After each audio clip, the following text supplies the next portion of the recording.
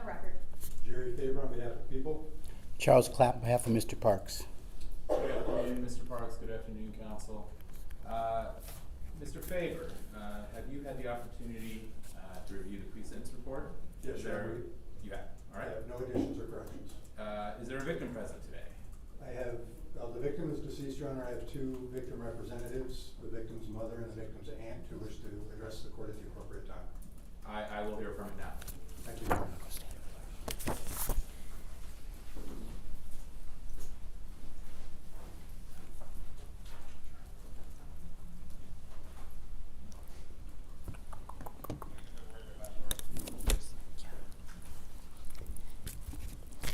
All right. I'm Sade Coleman. And yeah, just start off and spell your name for us. CHARDACOLEMAN. I'm the aunt of Khalise Brewer. Before I begin, I want to thank everyone who has played a part in this case over the last 3 years.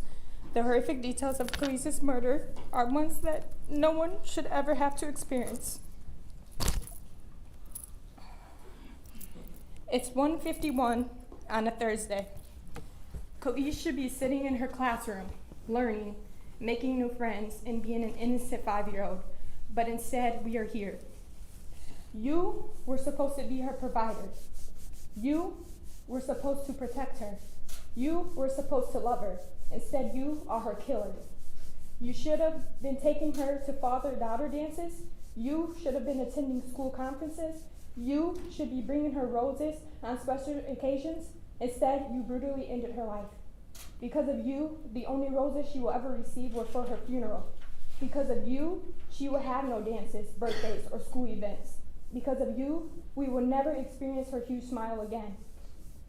I have always heard stories of other victims reading the victim impact statement and during that moment forgiving the person.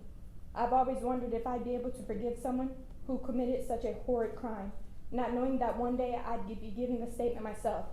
I guess I'll never understand how they were able to find it in their hearts to forgive, because over the past 3 years, I wanted nothing more than you to pay for what you have done. Courtroom justice is only the beginning of what we want. We want prison justice. I hope everything we've ever heard about and what happens to lowlifes like you who hurt children is true. And Big Bubba is everything the movies have made him out to be. This has been a never-ending nightmare for my family. I want nothing more for that smile to be wiped off your face and for you to feel even a portion of what we felt since you took Khalise's life.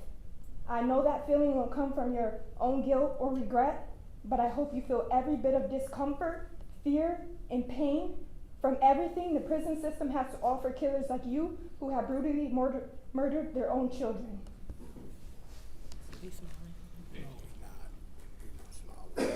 you want to speak also, ma'am? Yes. Can you state your name, please?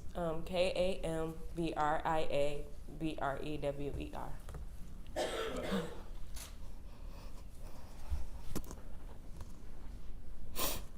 I was smart, loving, happy, beautiful, and kind. I had a smile and laugh that could brighten an entire room. Although I was mommy's first, she changed for me. After a while, I was no longer the only child. Mom had Kylie, and we barely even got 2 weeks together.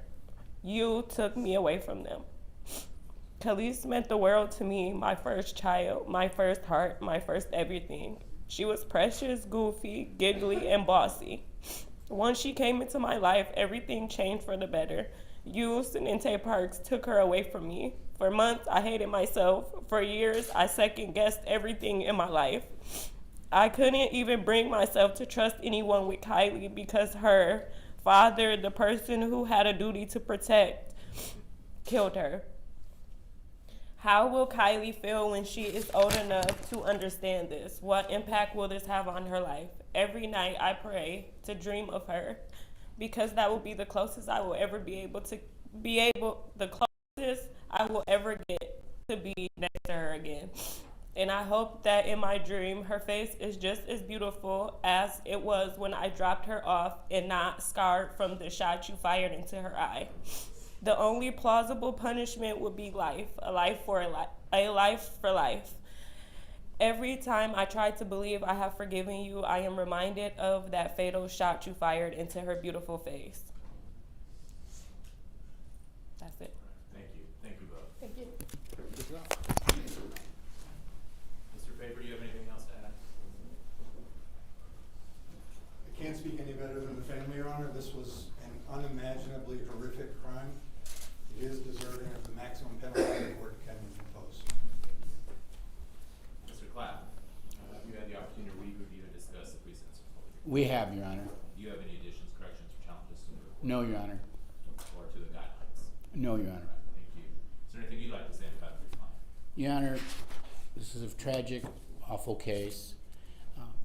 Mr. Parks is remorseful and very sad for what happened. He has, as the court would know from this case, has multiple mental health issues that necessitated him actually being found incompetent for many, many months. I ask court to take that into consideration in your sentencing. Next, we'll go to you, Mr. Parks. Have you had the opportunity to read, review, and discuss the pre-sentence report with your attorney? Yeah, All right. Is there anything that you'd like to say before I impose sentence today? yeah. I just like to say I sincerely apologize to Gabrielle and her family, to my family, you know, to the courts, and that's it for real.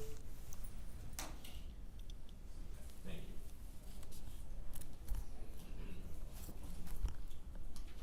So we have here a 3 counts of no contest plea to count 1 amended second degree murder, count 3 no contest weapons, firearms, possession by felon, and count 4 no contest weapons, felony, firearm.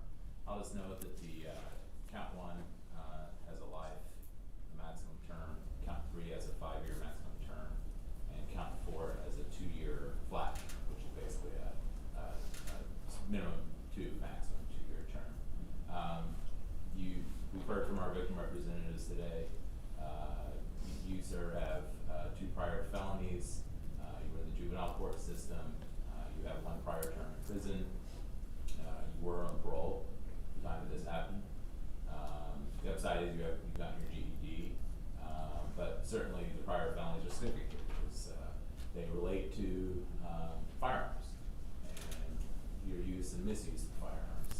We'll get into that more in just a moment. But looking at the guidelines, count 1 had a 270 to 450 a month guideline range. Count 3 has a 19 to 30 month guideline range, and then count 4 has a flat 2-year term, so minimum 2-year, maximum 2-year term. Parties did reach a sentencing agreement in the sense of no contest to amended count 1, 3, and 4, dismissing counts 2, 5, and the habitual offender count. And sir, looking back to February 9 of 2022, you shot and killed your 2-year-old daughter. You shot her in the eye. You were both naked in bed where this occurred. And you shot another bullet that went in the downstairs area and could have killed your neighbor. Well, luckily it didn't. But it's, you know, the overlap here of just, you know, abuse, and not just having firearms, but the abuse of firearms is horrendous. And it's a horrendous fact pattern. In this case, it was painful to read the facts. Cause of death was gunshot wound to Khalise's head. Manner of death was homicide. The shot was fired approximately 4 feet away.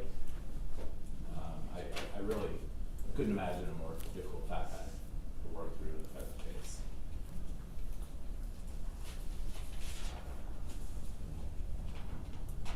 Based on the sentencing guidelines that I've just discussed, statutory maximums, the facts of the case, and the underlying circumstances that I've reviewed and involved here, defendant must first serve a 2-year flat term, which is a minimum of 2 years, maximum 2 years on the felony firearm count.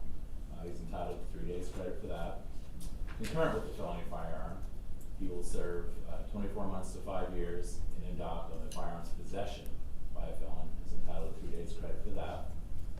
Consecutive to the felony firearm, concurrent with the firearms possession by a felon, the defendant will serve a sentence of 396 months, which is 33 years, to 720 months, which is 60 years in MDOC for second-degree murder. Defendant's not entitled to any credit, and all of these are consecutive to parole. I will add $204 in state costs, $130 in crime victim assessment, $1,000 in court costs, just noting that our average cost for a criminal case in King County is $1,861, and so the imposition of $1,000 court costs is appropriate in this case.